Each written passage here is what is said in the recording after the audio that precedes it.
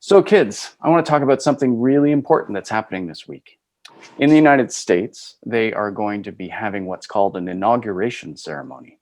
That means that a new president and vice president are going to be sworn in as the new leaders of the United States. And it's a really historic moment because for the very first time, a woman has been elected vice president of the United States, Kamala Harris.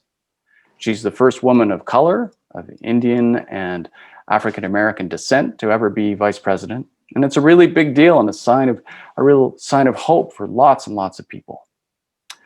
But there's another reason why this inauguration is going to be different than usual. And that's because the person who lost the election, the president, has decided not to come to the ceremony. In fact, not only has he decided not to come to the ceremony, he hasn't even admitted that he lost the election.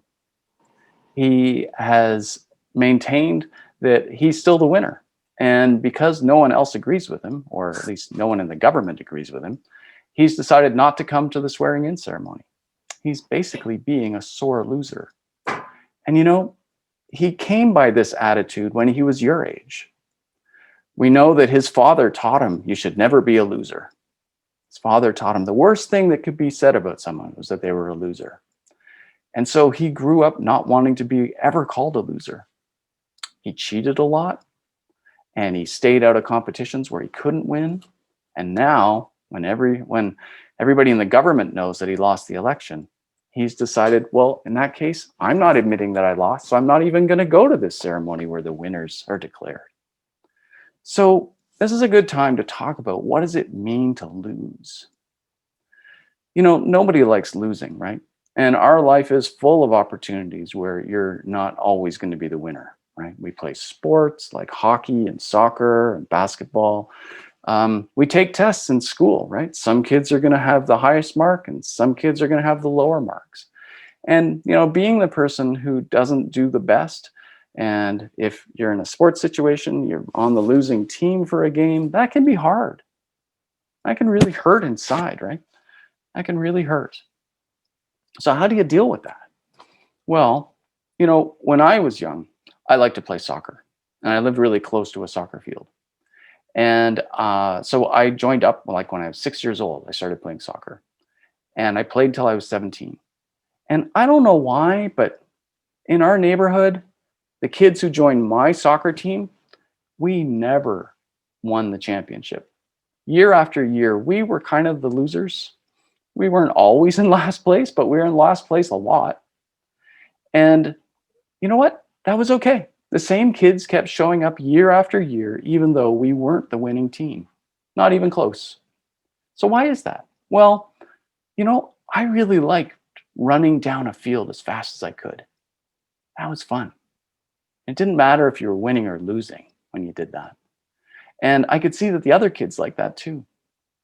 And the parents liked coming out to our games, even knowing we probably weren't going to win. It was a chance for them to sit around on a nice Saturday morning in their lawn chairs and chat with each other, catch up. And I think the neighbors liked it too. The sound of children playing and laughing and cheering. That was good for them too.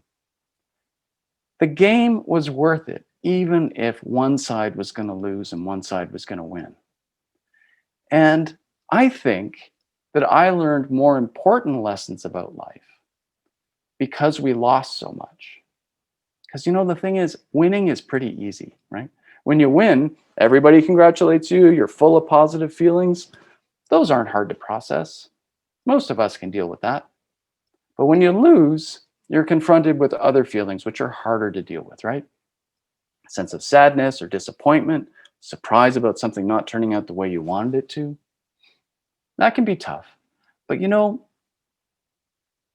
can get used to those feelings and learn ways to rise above them and go, okay, we lost that game, but I still like soccer. Oh, I didn't get a great mark. I should try harder next time, but I still like English. I still like math. Learning to deal with defeat is actually more important than learning to deal with victory. Because if you learn to deal with defeat, you learn that today's defeat's not the end of the world. I'm still a good person, and I can try again later. And the best people I know as grown-ups are the ones who deal with defeat the best. Because when you grow up, it doesn't matter if you've been on the winning side of a soccer team or the losing side, everybody is confronted by situations where they can't win. And disappointing things happen all the time to grown-ups. And the people who you want to hang out with are the ones who go, "Oh well, let's keep trying." Those are the people who make the world a place worth living in. And I hope that you'll want to be one of those people. And don't worry about losing. Losing is, in some ways, the best teacher that you have. And please know that when you do lose, you're still a wonderful person. You're always a wonderful person, whether you win or lose. Doesn't matter. Your parents love you. Your friends love you. We love you. And most of all, God loves you, win or lose. And so this week and all the weeks going forward, just keep in mind that no one's ever really a loser. We're all loved by God, and it's okay when things don't turn out exactly the way you planned, as long as you're willing to try again and know that you are loved, and we can make this world a better place just by trying over and over again. And it works.